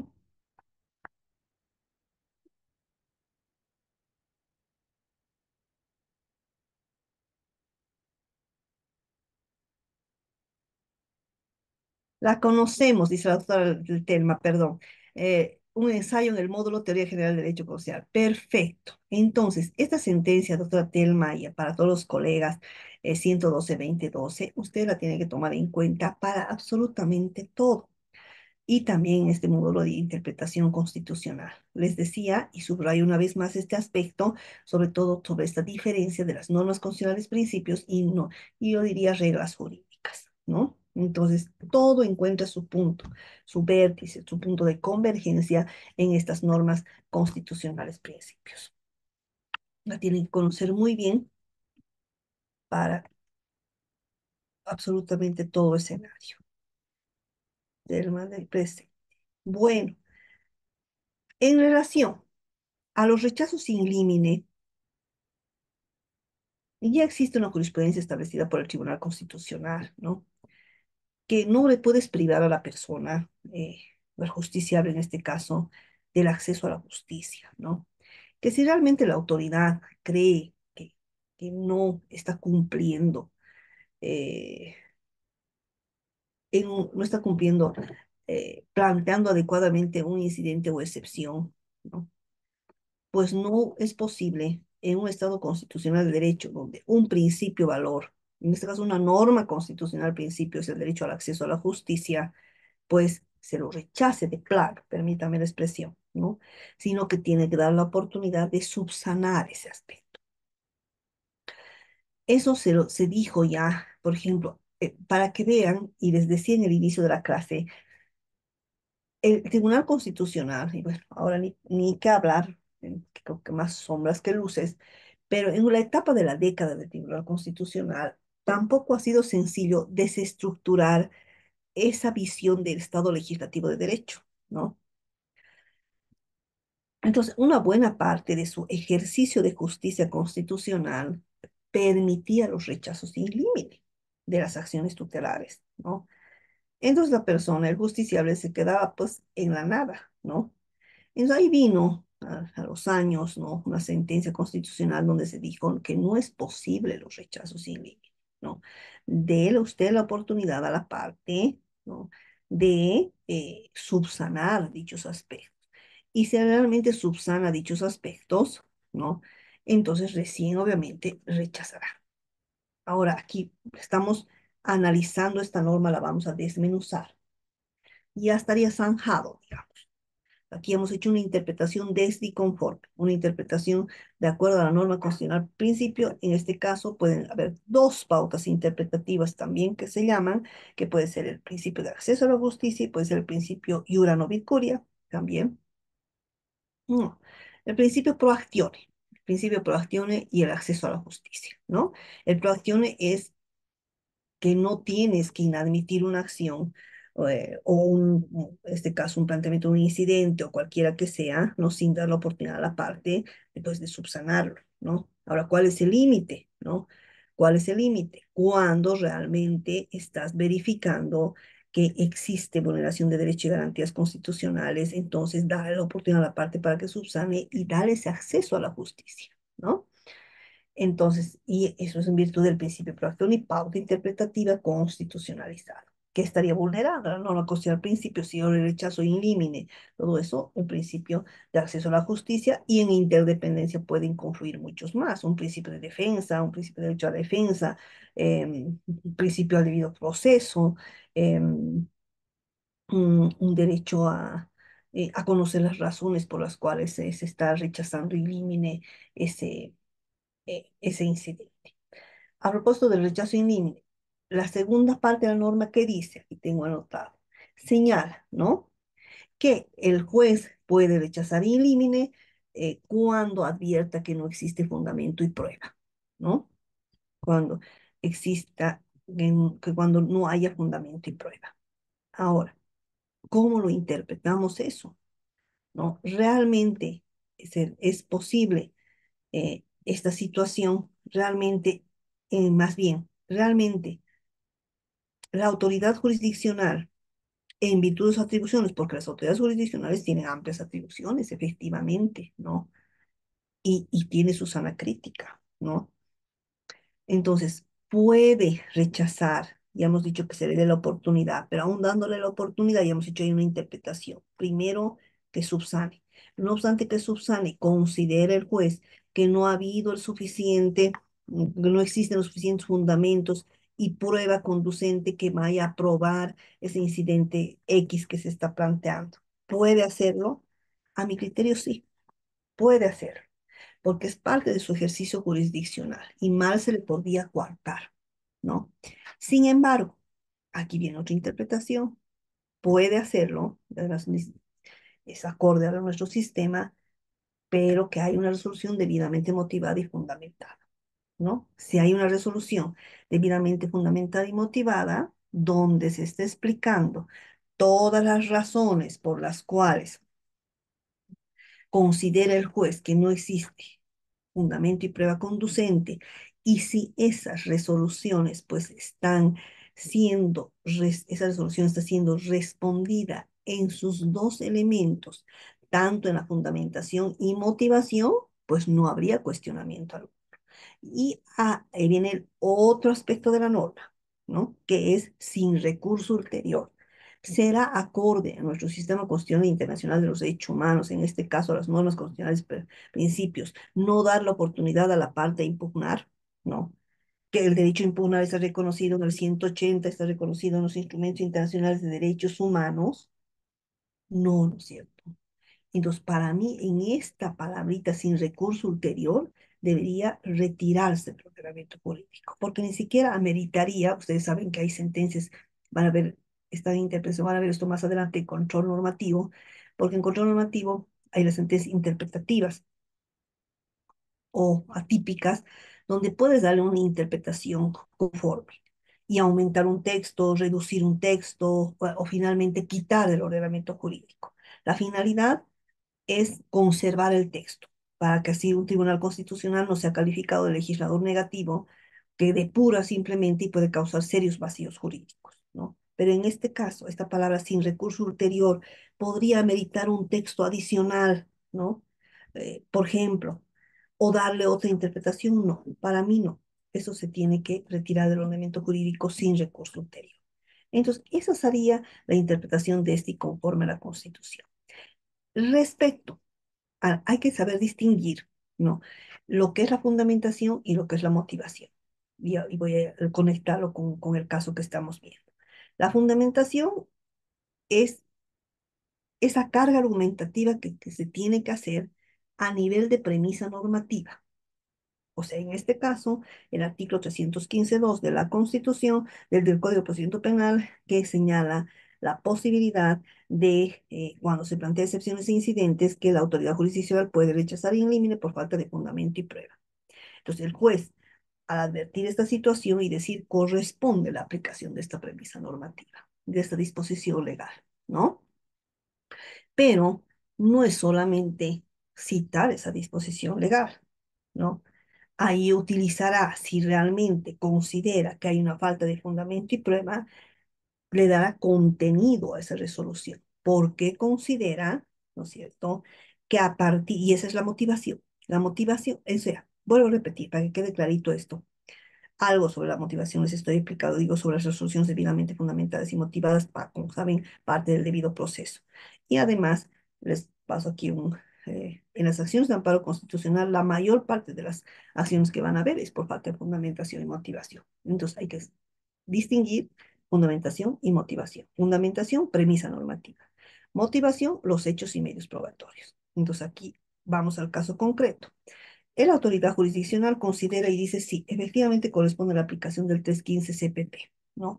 Pero ¿por qué considera? Y ahí viene la motivación, y es hacer justamente la carga argumentativa a partir de los hechos fácticos que están establecidos por el justiciable, que considera que que se está planteando un incidente por X cosa, ¿no? Y que tiene que resolverlo, porque considera que a partir de esos hechos no corresponde ese planteamiento de ese incidente y cuáles son esos medios probatorios que están sustentando ese incidente. O sea, es esa relación, esa conexitud que tiene que haber a nivel de premisa normativa, a nivel de hechos y a nivel de medios probatorios, ¿no? Entonces, en cuanto a la fundamentación, es citar, obviamente, el precepto conducente, en este caso, adjetivo penal, ¿no? En los que se apoye efectivamente la determinación adoptada, pero tiene que estar conectada estrictamente con los razonamientos de por qué considera que esa norma se tiene que aplicar al caso concreto, ¿no? Y para eso tiene que conectar el hecho y los medios probatorios. Dirá, en este caso no existe debidos fundamentos por esta razón, porque los hechos fácticos son estos y porque los medios probatorios no se son insuficientes, no son conducentes, etcétera, ¿no? Es decir, analizando tres cosas: norma, hechos fácticos y medios probatorios, ¿no? Ahora, cuando yo voy a el estándar más alto en cuanto a la debida fundamentación y motivación está en la 2221 quebrado 2012. ¿Qué dice esta sentencia 2221 2012? Que para poder tener una resolución, para poder considerar una resolución debidamente fundamentada y motivada, pues tiene que tiene que estar en respeto, ¿no? Al principio de supremacía constitucional, ¿no? Tiene que haber un sometimiento a la Constitución y al bloque de constitucionalidad y lograr que la resolución que se está emitiendo convenza al justiciable de que realmente es una resolución justa y no es una resolución arbitraria, ¿no? ¿Y cómo va a encontrar eso? Haciendo la resolución lo más acorde al valor justicia. ¿Cuándo se va a considerar que es una resolución arbitraria? Cuando es una resolución sin motivación, ¿no? Y fundamentación, especialmente sin motivación, porque tiene que haber esa conexitud. Cuando existe una motivación insuficiente o cuando hay efectivamente una motivación arbitraria. Arbitraria cuando no hay razones que justifiquen esa decisión. Una decisión sin motivación cuando hay ausencia de razones de hecho y de derecho que justifiquen esa resolución. E insuficiente cuando no se pronuncia sobre temas que tienen relevancia. Una prueba que se presente en el incidente, que está respaldando ese incidente, y yo no me estoy pronunciando sobre esa prueba. Y esa prueba es determinante para dar curso al incidente planteado, ¿no? Y además, aquí viene un aspecto. Eh, esta debida fundamentación y motivación está estrictamente ligado con el debido proceso sustantivo. El debido proceso sustantivo ha sido desarrollado en la sentencia 683 quebrado 2013 y desarrolla justamente el principio de prohibición de ejercicio arbitrario del poder, ¿no? Y es que todas las decisiones, y este es un aspecto medular de la interpretación, todas las resoluciones deben ser razonadas y razonables, ¿no? Es decir, a partir del bloque y a partir de esas normas constitucionales principios. En este caso, vuelvo a señalar, en cuanto a la motivación y fundamentación, encontrando esta convergencia entre la fundamentación y motivación, ¿no? Entonces, bueno, por ahí va a ir la tesis. Y por ahí le dije a la persona que estoy de tutora. Eso es. Otros ejemplos que les puedo señalar y que hacen, obviamente, a que el Tribunal Constitucional también haya tenido, digamos, sus sombras en cuanto a estar dentro de un Estado legislativo de derecho, ha sido, por ejemplo, ha sido esto en la etapa de transición del Tribunal Constitucional, es vincular, ustedes saben que como ya estábamos, en la etapa de transición ha sido el 2010-2011, pues mm, ya se amplió el ámbito de protección en la acción de libertad, ¿no? Donde también contemplaba el derecho a la vida. Pero ahí vino bueno, se salió una jurisprudencia, ¿no? Señalando que el derecho a la vida va a ser protegido siempre y cuando esté en conexión con la libertad, ¿no?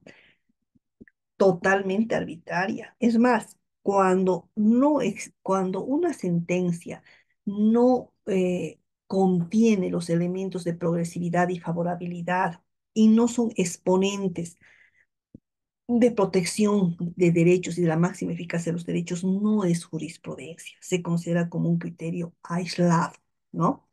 Entonces, que es uno de ellos, lo que les estoy explicando. Entonces, ya después hubo una sentencia constitucional donde se dijo, y a partir de pautas interpretativas, en este caso una interpretación teleológica, finalista de la norma, sistemática de la norma, que del 125, de todo lo que establece la acción de libertad, que no es posible, pues, mm, como les digo, limitar el derecho a la vida, que es un derecho fundamental y fundamentalísimo, base para el ejercicio de los demás derechos, no, a decir de que vamos a tutelar el derecho a la vida, imagínense semejante grosería, vamos a tutelar el derecho a la vida siempre y cuando esté conectado con el derecho a la libertad física, de locomoción o integridad personal. No, y ahí viene en contraposición esto lo que les acabo de decir y otros entendimientos mucho más progresivos en cuanto al derecho a la vida que sí responden al Estado constitucional del derecho y que sí corresponden a las normas constitucionales principios. Por ejemplo, en cuanto al derecho a la vida, incluso los justiciables pueden elegir la vía a quien acudir. No se les va a exigir, por ejemplo, subsidiariedad, que existe incluso una sociedad excepcional en la acción de libertad. En delitos de orden, de perspectiva de género, por ejemplo, violencia y razón de género a mujeres, el derecho a la vida pues se ingresa inmediatamente, ¿no? Por ejemplo, también hay otros entendimientos muy especiales en cuanto al derecho a la vida, lamentablemente, enfermos de cáncer, todo eso, donde no pueden ser despedidos de sus fuentes laborales, sea del Estado, sea de entidades privadas. Imposible, ¿no? Porque necesitan ese trabajo y en interdependencia de ese trabajo, pues ahí está la seguridad social, etcétera, etcétera, ¿no es cierto? Luego, hubo una sentencia constitucional y que estuvo buenos años vigente y que es típico de estar en ese encapsulamiento del Estado legislativo de Derecho, fue la 365 que era 2005, donde tenías tú que cumplir, o las personas que planteaban las acciones, realmente las acciones de amparo constitucional y sí, también las acciones de libertad, estrictamente la causa petendi, o sea, hechos, derecho y petitorio. Y no te podías desmarcar, o sea, tiene que haber una relación estricta entre los tres, ¿no? Efectivamente, y esa es la sentencia restrictiva, y cuántos asuntos se han dejado sin resolver, ¿no? Cuántas acciones se han dejado sin resolver justamente aplicando esta sentencia constitucional.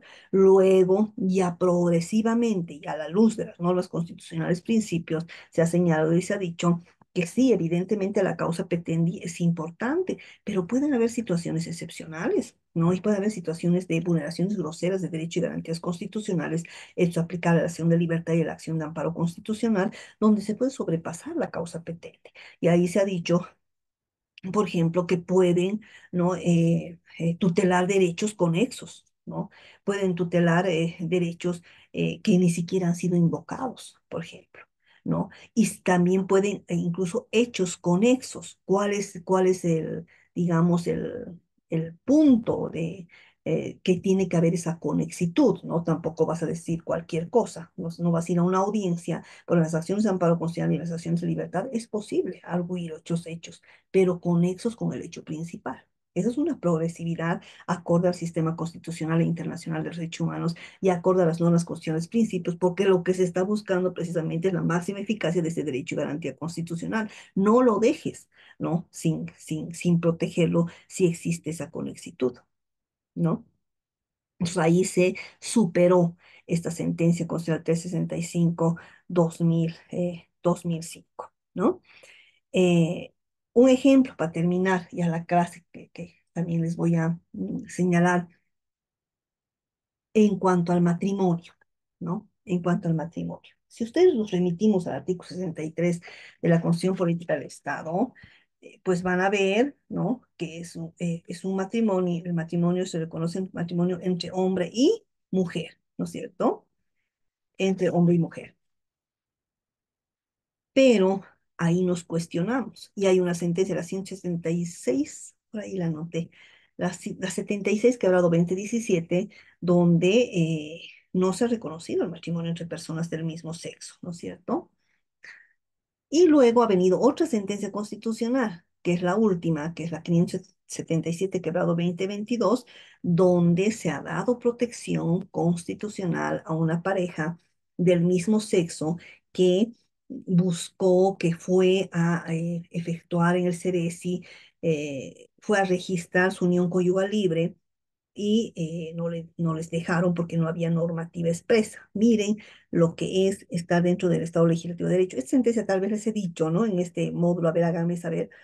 No, pero es que es tan interesante porque es una progresividad y es también acorde a las normas constitucionales, principios y además a una interpretación que sobrepasa incluso lo que está establecido en la Constitución, porque la Constitución también se interpreta. Por supuesto, igual se interpreta a partir de esas pautas interpretativas constitucionalizadas. Entonces, el artículo 63 de nuestra Constitución, pues ha sido interpretada a la luz del principio de igualdad y prohibición de discriminación, que es justamente la norma que está establecida en el 14 de nuestra Constitución y que además es el fundamento del principio de igualdad material, ¿no?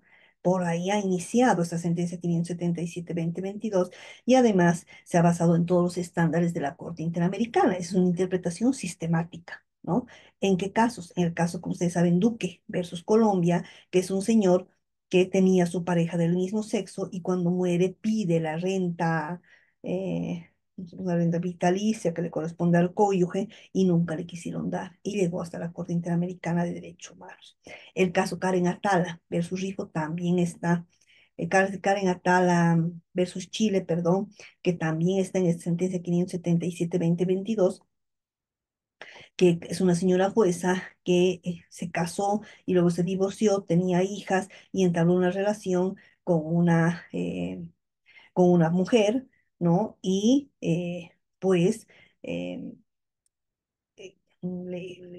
totalmente condenada por esta situación, por su orientación sexual y llegó hasta la Corte Interamericana, también está en esta sentencia 577 y la opinión consultiva 2417, donde se reconoce el matrimonio igualitario y la identidad de género. Entonces, ¿a qué voy aquí? A que esta, tanto en la Constitución como también las disposiciones legales, pues ya no existe una familia tradicional, una familia que guarde ese esquema de hombre-mujer, ¿no? Sino que puede haber diversidad de conformación de familias. Y mañana les voy a comentar también otro caso muy interesante de una señora que mm, no era hija biológica, pero sí era una hija, ¿no? Que como llaman, ni siquiera de crianza, que se escucha feo, sí, no, son personas que han forjado, obviamente, lazos familiares fuertes a partir de, bueno, de haber estado con sus progenitores, ¿no? Muchos años, ¿no?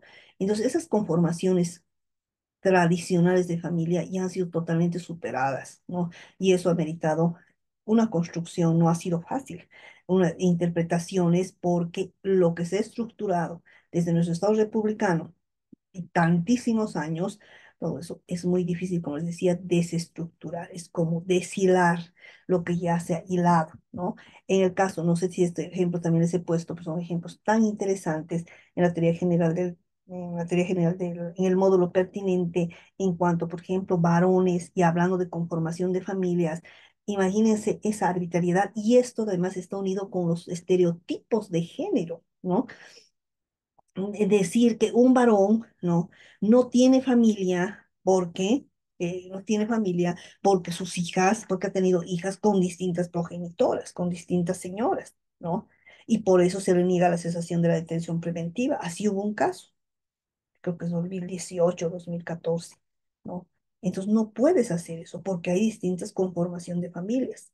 O en el caso de una mujer que señaló el juez con total estereotipo de género y sesgos de género, esos son los sesgos de género, no dijo de que no tenía un trabajo establecido porque era una ama de casa, ¿no? Entonces, bueno, y aquí también hay esas interpretaciones sistemáticas, hablando un poquito de estereotipos de género, ¿no? Y prejuicios de género es justamente esos roles que se han establecido tanto para hombres como para mujeres. O sea, si soy varón y si tengo hijos con distintas personas, pues no tengo familia, imagínense. Es un prejuicio, estereotipo de género. ¿Y qué ha dicho la Corte Interamericana en cuanto a estereotipos y prejuicios de género que constituyen un velo de impunidad y que no es posible, ¿no es cierto?, en un Estado cualquiera que sea, que se califique de democrático, de derecho y de derechos y de respeto a los derechos, que existan estereotipos de género, porque lo que van a hacer es justamente crear escenarios de impunidad. Ustedes recuerdan el caso, y les he debido mencionar también en este módulo, el caso de IB versus Bolivia, pues no, las autoridades que conocieron el caso señalaron y dijeron con total estereotipos de género que esta mujer no podía haber sido agredida sexualmente porque no era virgen, ¿no? Porque era más grande que su agresor, porque tenía con anterioridad relaciones sexuales consensuadas, ¿no? Dos elementos más. Ese es el estereotipo de género que no tiene que existir. Y esas son las interpretaciones que tenemos que hacer, no las que les estoy mencionando, sino interpretaciones en cuanto a esta conformación de familias, en este caso diversas, ¿no? Bueno, eso les quería comentar. Yo creo que ahí lo dejamos. Dice la doctora Terra. Utilizando la opinión consultiva en Bolivia, ¿las parejas del mismo sexo se podrían unir en matrimonio de hecho? Claro, por supuesto. Y ya está el precedente constitucional, y este precedente constitucional se ha basado en los estándares de la Corte Interamericana de Derechos Humanos, lo que acabo de referir, ¿no? Esto no ha sido fácil, porque incluso tenemos una sentencia aislada, les decía, la 76 es, por acá anda, bueno, X, donde no se ha reconocido el matrimonio igualitario, ¿no? Pero al margen de esa sentencia constitucional, nosotros tenemos todo un bloque de constitucionalidad y parte del bloque de constitucionalidad son los estándares internacionales que emanan del sistema universal y sistema interamericano, donde se ha dejado plenamente establecido que sí es posible el reconocimiento de las parejas del mismo sexo, ya sea que quieran casarse, que quieran inscribir su unión libre o de hecho, o quieran casarse en el matrimonio civil o lo que sea, con todos los derechos y obligaciones que el mismo implica, ¿no? Así es, estimada doctora Tela. Bien, ¿algo más? Ahora sácale a la sociedad, a buena parte de la sociedad, y a muchos y a muchas, ese estereotipo. ¿Cómo va a existir parejas del mismo sexo, no?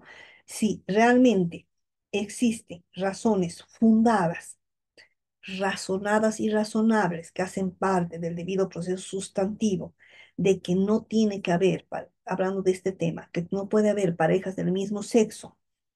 ¿Por qué? Tendría que explicarse razones, como dicen en la interpretación constitucional, no cualquier razón, buenas razones, razones válidas. ¿Y cuáles son esas razones válidas? Que no estén en contraposición a los derechos y garantías. En este caso, si le privamos a personas del mismo sexo, pues registrar, por ejemplo, como pasó su unión conyugal libre o de hecho, no, ¿qué es el primer derecho que le estamos negando? El derecho a la igualdad. Y es justamente lo que se dijo en el caso Karen Atala, Karen Atala versus Chile, ¿no? No es posible, dijo la Corte Interamericana, con total prejuicios de género, ¿no? Porque a esta señora mm, le quitaron la guarda de sus hijas, ¿no? Definitiva. Ahora, ¿por qué? Por su sola orientación sexual. Ahí viene uno de los fundamentos de la Corte Interamericana señalando de que no es posible, ¿no? Que se discrimine de esa forma y se haya quitado la guarda de las hijas por la sola orientación sexual. Si la Corte Interamericana dijo, daría consentimiento de este hecho y de la actuación de las autoridades, en este caso del Estado chileno, no sería ir en contra de sus propios fines, y contra la propia Convención Americana de Derechos Humanos, que es justamente velar por el derecho a la igualdad y prohibición de discriminación, ¿no? Así más o menos fue pues, bueno, y es larguito de explicar sus fundamentos. Por ahí va, estimados colegas. ¿Alguna pregunta, algún comentario, etcétera? Si no, yo creo que nos vamos nomás a nuestras actividades o a descansar. Y mañana tenemos una cita 8:30. Como siempre vamos a hacer con ejemplos. Ojalá ya sea más participativa la clase.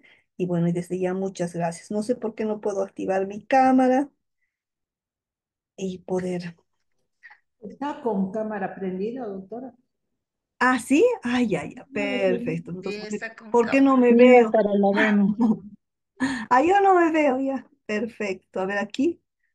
Ya, ya, no sé por qué. Ocultar, creo que dice. Ya. Algo más, estimados colegas. Si no, nos despedimos.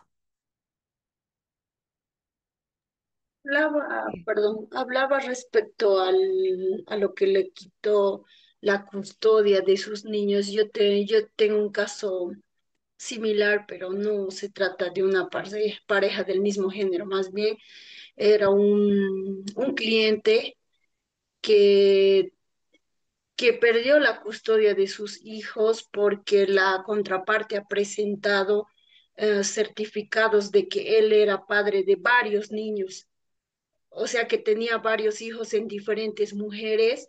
Entonces la mujer le quita la custodia de él, que en ese momento él tenía la custodia de la niña, y la juez determina que por esa razón él no podía cuidar a la menor. Qué barbaridad. ¿Ese es su caso? Es un caso ¿Ese es su- antiguo de un conocido. ¿Y así se quedó? Yo enseguida le doy mi opinión. ¿Y así se quedó? Sí, así se quedó, él se quedó sin la niña. Solamente con el supuesto argumento de que como era progenitor de otros hijos, no era apto, digamos, para ejercer su rol paterno, algo así. Exacto, exacto. Presentando el certificado de descendencia. Puedo creer. Bueno, así se da. A ver, nos cuestionaremos ahora el fundamento que ha utilizado, pseudo fundamento que ha utilizado la autoridad jurisdiccional. ¿Qué dicen ustedes? A ver, alguien que opine.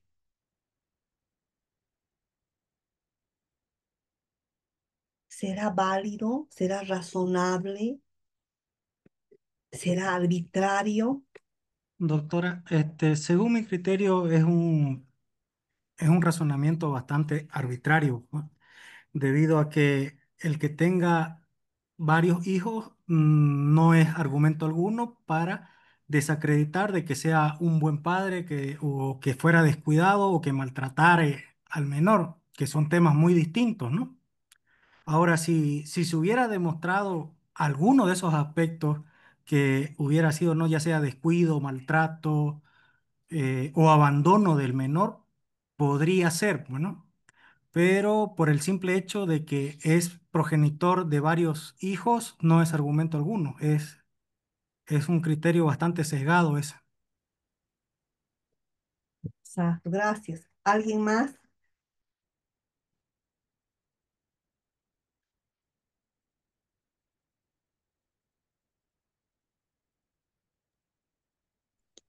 Buenas noches, doctora.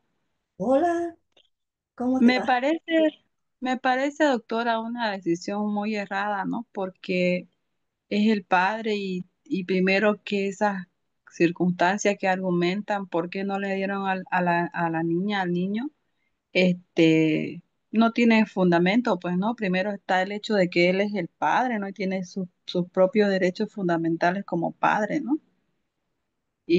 Pero no creo que esa situación persista, no sé, la colega si saben que ahora acaba el caso, ¿no? Porque no tiene lógica que simplemente con esa, o sea, el hecho que tenga otro hijo no significa, pues, o sea, más bien muestra que sí es un padre responsable y quiere hacerse a cargo, digamos, ¿no? No como muchos que no se hacen a cargo. Tal vez puede haber alguna otra documentación que la colega haga obviado mencionar, no sé, digamos, ¿no? Porque no le veo sentido a esa resolución que le dieron a él, ¿no? Ujú. Gracias. A ver, mm, para comenzar, si hablamos de... Por favor, adelante. Buenas Gracias, noches, doctora. doctora. Adelante. Perdón, colegas, perdón, enseguida le cedo la palabra. Doctora, bueno, haciendo seguimiento al tema del caso que han propuesto, efectivamente para poder llegar a determinar, digamos, cualquier tipo de criterio que se dé en casos donde tenga que ver con menores de edad, tenemos que recordar que el Código de la Familia, el bien jurídico precautelado, es siempre el bien supremo del menor. Ujú, Entonces, ¿cómo se puede determinar el bien supremo del menor en este caso? Bueno, para poder quitarle la custodia a un padre, tendrían que existir diferentes exámenes psicológicos, quizá del menor, quizá del padre, haciendo notar de que efectivamente él no está apto o que el niño no puede ni siquiera estar con su padre por temas de maltrato. Tendría que comprobarse económicamente que él no es solvente, que no tiene las condiciones necesarias para poder tener a su niño, por lo menos en un régimen compartido, digamos, ¿no? Entonces, con todas esas pruebas, recién la autoridad jurisdiccional podría determinar que no existen las condiciones para que siquiera pueda tener acceso, no el padre al menor, sino el menor poder disfrutar de la paternidad, porque en realidad el derecho ahí es del menor, ¿no? Simplemente sería eso, doctora, gracias. ujú. ¿Alguien más quiere intervenir? Gracias, doctora. Buenas noches. Hola, doctor, ¿cómo le va? ¿Por qué no puedo ver Buenas noches. esto ya? Buenas noches, doctora. Al caso planteado, personalmente considero que se han vulnerado derechos fundamentales, primeramente del menor, ya que, como refiere el Código de las Familias, el derecho principal de un menor es a vivir, ¿no? Con sus padres o el progenitor que tenga las mejores condiciones para poder eh, hacerse responsable del mismo, ¿no? Como dice la ley, es la posibilidad del obligado y la Y lo necesidad del regalamos, beneficiario. el botón regaló el gol. Pero estábamos en empate. Pasa, pues.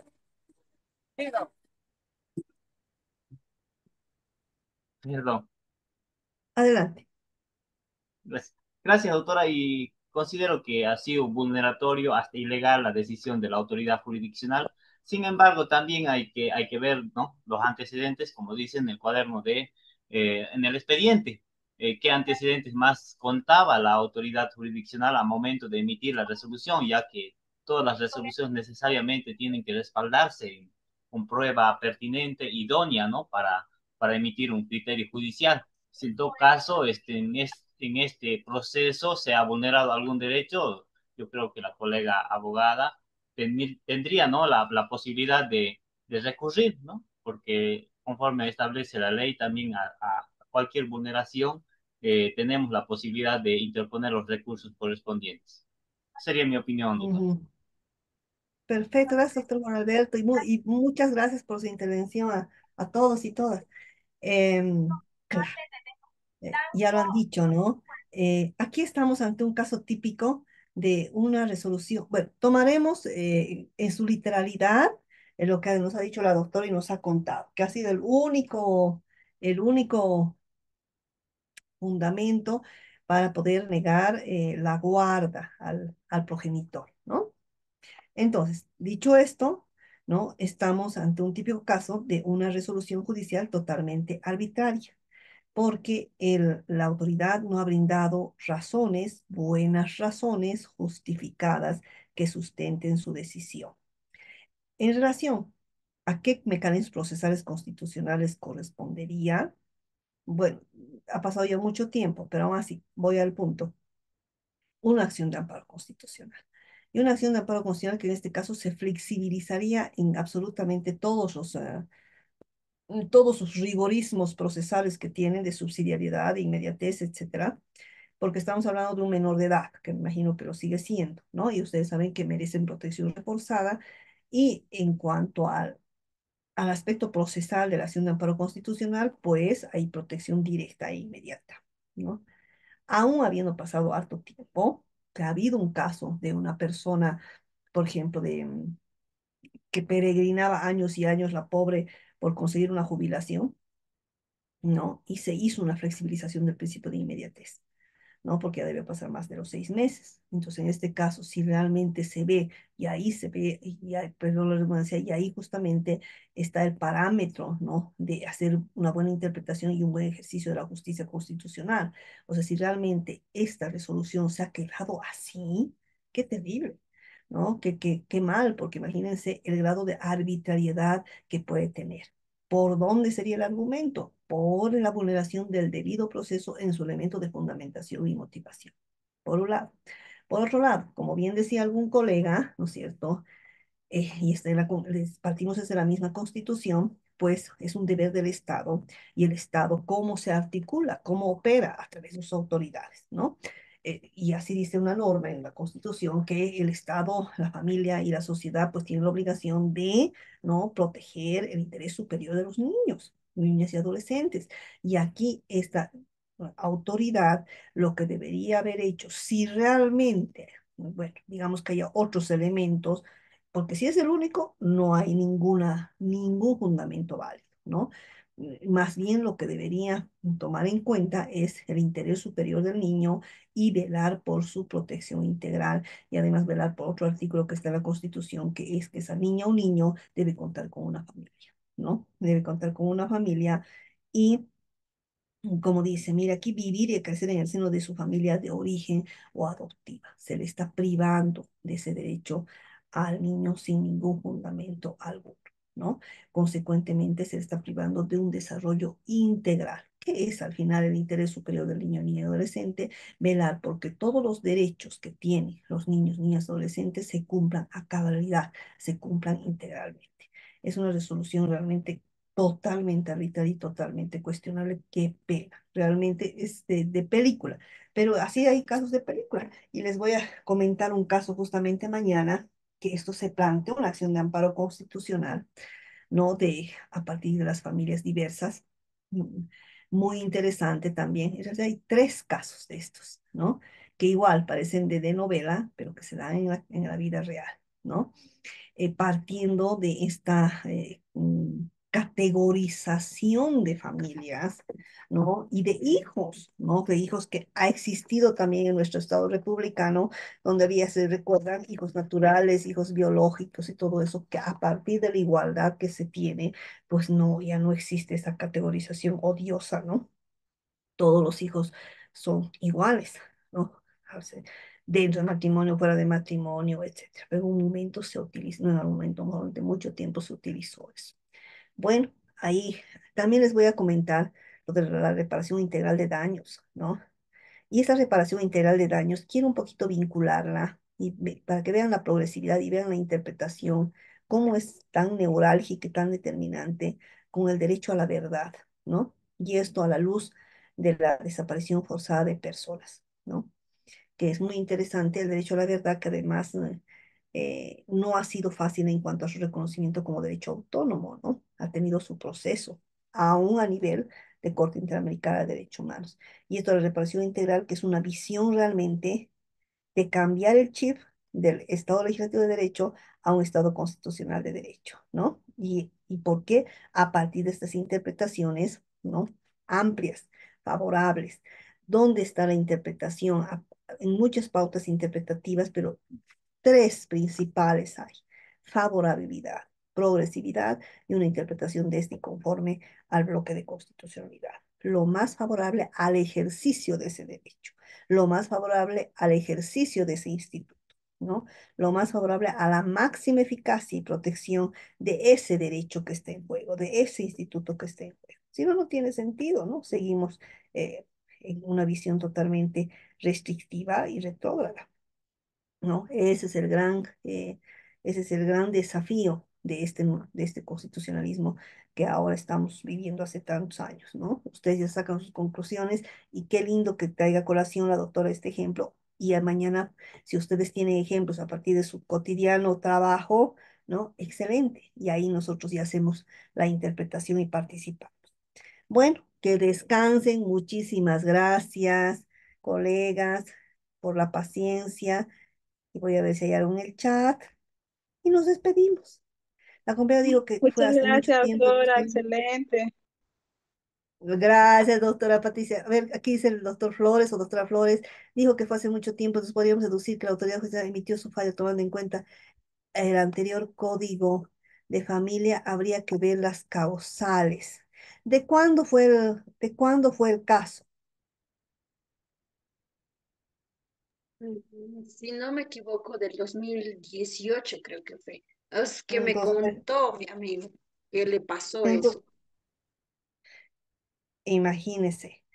Entonces no es pues del anterior, aunque haya habido el anterior código, no sé el código de familias de cuándo es nuestro código de familias actual. Aunque haya sido con el anterior código o con este código, ya teníamos establecido e instaurado nuestro sistema constitucional e internacional de los derechos humanos desde 2009. Entonces no cabe excusa alguna, porque ya les he dicho, todo parte del sistema constitucional y todo parte de nuestras normas constitucionales principios, ¿no? Entonces, doctor Flores lo hizo pésimo esta autoridad. Bueno, gracias, colegas. Mañana 8:30 tenemos una cita. Muy agradecida por todo, ¿ya? Que tengan buenas noches. Hasta mañana. María Luisa, muy agradecida como siempre. Chaucito. A usted, Gracias, gracias. a usted las gracias, doctora. Siempre es un honor Gracias, acompañar doctora. en sus sesiones. Muchas A gracias por usted, habernos acompañado en esta primera sesión. Que tenga un por buen descanso, doctor.